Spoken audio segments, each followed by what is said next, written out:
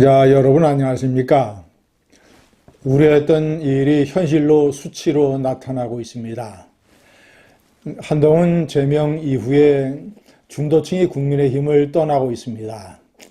한국갤럽 여론조사에 따르면 4개월 전에는 이번 지방선거에서 여당을 찍을 것인가 야당을 찍을 것인가 차이가 3%포인트 밖에 나지 않았는데 이번에 그것이 12%포인트로 벌어졌습니다. NBA 조사에서도 2주 전에 이 7%에서 지금 16%포인트까지 벌어지고 있습니다. 시청자 여러분, 이 원래 이 선거라는 것은 이 대통령과 정권이 취임한 지 얼마 후에 열리냐에 따라서 그것이 중간평가 심판의 성격이 될 수가 있습니다. 대개 취임한 직후에 수개월 내에 벌어지는 것은 일종의 한임은 피어리어드 내기 때문에 정권이 선거를 압승하는 경우가 많습니다. 2008년 이명박 대통령 취임 직후에 열렸던 총선에서 여당 보수당이 대승을 거뒀습니다. 시청자 여러분, 2017년에 문재인이 취임한 이후에 1년 후에 열린 이 지방선거에서 그때 잘하면 문재인에 대한 중간평가가 될 수 있었는데 홍준표 당대표가 박근혜 전 대통령을 불법적으로 출당시키는 바람에 제가 당시 이런 식으로 하면 지방선거 폭망한다고 여러 차례 제가 얘기를 했습니다.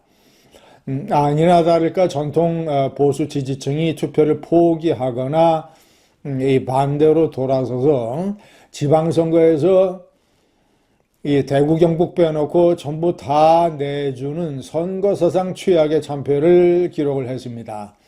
홍준표는 꼬리를 깨갱 내리고 물러나야 했습니다. 시청자 여러분, 이 윤석열 대통령 취임 직후에 열렸던 지방선거에서 당시 이준석 당대표였죠. 그때 지방선거를 압승을 해서 빼앗겼던 지역을 거의 다 다시 찾아왔습니다. 놀라운 성적이었죠. 자, 그것도 일종의 한임은 피어리어드 내에 열린 정권에 대한 지지 선거였습니다. 이번에 지방선거는 이재명 대통령 취임 1년 후에 열립니다. 그러니까 성격에 따라서 중간선거가 될 수도 있고 정권 심판이 될 수도 있고 아니면 정권 지지로 확 바뀔 수가 있습니다. 원래 대단히 국민의힘으로서는 어려운 환경에서 치르게 되는 선거입니다. 아직 이 내란 청산의 분위기가 끝나지 않았고 2월 19일에 내란 선고가 있게 되고 또 2심 선고, 대법원 선고 그리고 내란 문제에 대한 2차 종합특검 이것이 이제 시작이 됩니다. 그것이 첫 번째고 두 번째는 이재명 대통령 정권이 민심이 이반할 정도의 치명적인 거나 중대한 실수를 하지 않고 있다는 것입니다. 이 대통령의 지지율은 60% 내외에 굳건하게 머물고 있습니다.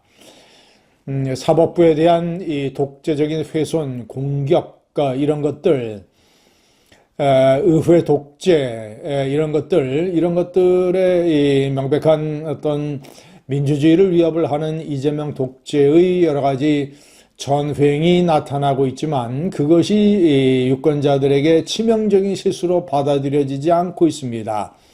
내란이라는 분위기에 덮였기 때문입니다.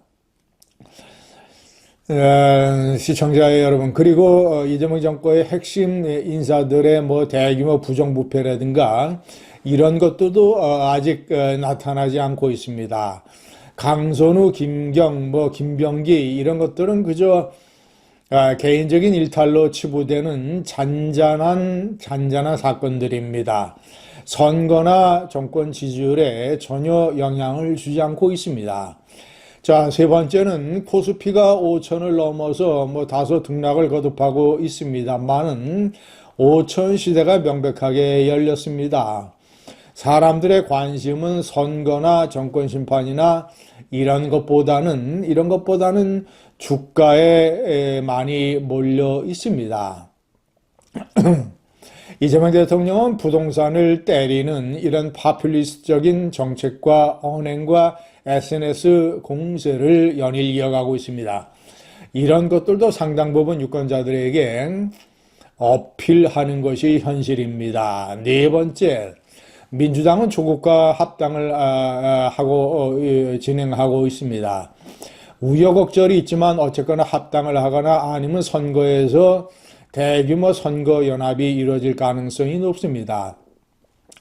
지난 대통령 선거 때 이재명 후보와 심상정 후보가 단일화를 하지 못해서 정권을 내줬다고 생각을, 그러니까 지지난번 대통령 선거죠 라고 민주당은 확신을 하고 있습니다. 정청래 대표는 2 내지 3%포인트 차이로 이 당락이 바뀌는 선거가 아주 질비하다라면서 합당의 필요성을 강조하고 있고, 사실 그 말은 팩트입니다. 맞는 말입니다.